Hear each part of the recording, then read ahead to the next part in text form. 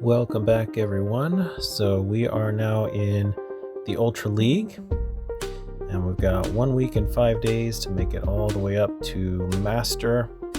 So I wanted to go over just a couple of updates I made to my deck for this final push.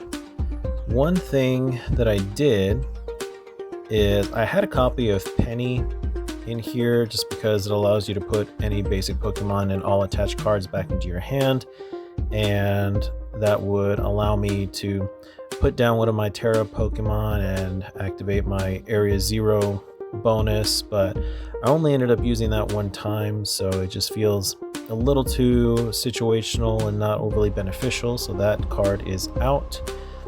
And something else I've done is I have swapped out the Penny and the other professor's research that I had to Carmine, whatever her name is. And the reason for this being is if I go first, I can use this card during my first turn. So it's slightly weaker than Professor's Research in terms that, I get 5 instead of 7.